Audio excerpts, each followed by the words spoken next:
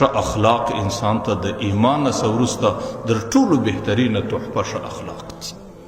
چې کم سړي ته الله تعالی ایمان ورکړي، د ایمان نه وروسته لوی نعمت دا دی چې د هغې زندګي په ښو اخلاقو کې تېرېږي. دا در ایمان وروسته دویم اول نعمت دی.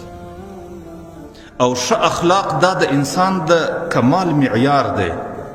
که یو سړی دا ګوري چې زه په دې کلي کې څومره دیندار یم، که یو سړی دا ځان ته معلوموي چې زما د دین سره څومره تعلق دی او زه د دین سره څومره بې برخې یم، د هغې دپاره معیار و ترازو ښه اخلاق دی. خپل اخلاق دې په دې کلي کې وګوري.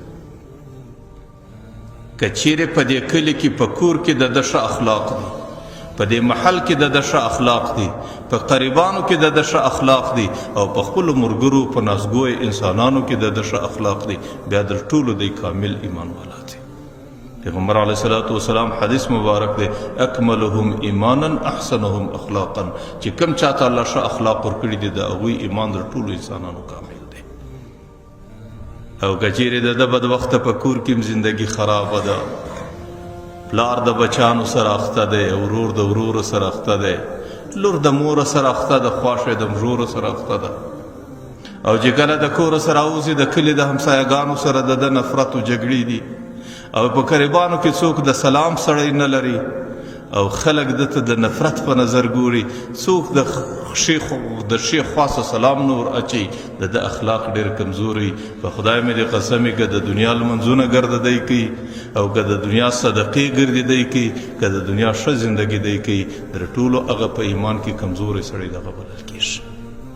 ځکه پیغمبر علیه الصلاة والسلام ښه اخلاق په معاشره کې دا د انسان د ایمان ترازو بللی دی. انسان چې خپل ایمان په معاشره کې معلوموي هغه د دغه ترازو دی چې د کم چا اخلاق په معاشره کې ښیي د هغې سره د ډیرو انسانانو مینه و محبت شي، او چې د کم چا سره د انسانانو مینه و محبت د هغې سره د الله مینه و محبت شي، او چې د کم چا سره د الله مینه و محبت راسي، د انسانانو مینه و محبت راسي، دا د هغې دپاره د دنیا په زندګي کې در ټولو لوی نعمت بلل کېږي. نو ښه اخلاق دا پیغمبر علیه السلام وایي او ما قسم للناس شیء اقل من الحلم. الله تعالی په دې معاشره کې اخلاق انسانانو ته ډېر کم ور تقسیم کړي دي. ښه اخلاق ښه کردار دی. تاسو ګورئ دې معاشره کې چې چاته الله تعالی ظاهري صورت و شکل ښایسته ورکړی، د سړي زړه دا غواړي چې د هغې سره کښېني، د هغې سره یې تعلق وي، د هغې سره یې مینه وي.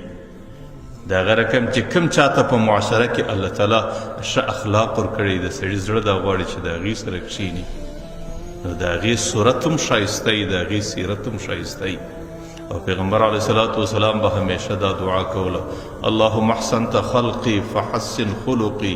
یا الله ظاهري شکل خو دې ډېر ښایسته را جوړ کړی دی، او ښایسته رنګ دی، او ښایسته بدن دی، او ښایسته شکل دی، فحسن خلقی. یا الله د غومره ښایسته اخلاق هم راته نصیب کړي.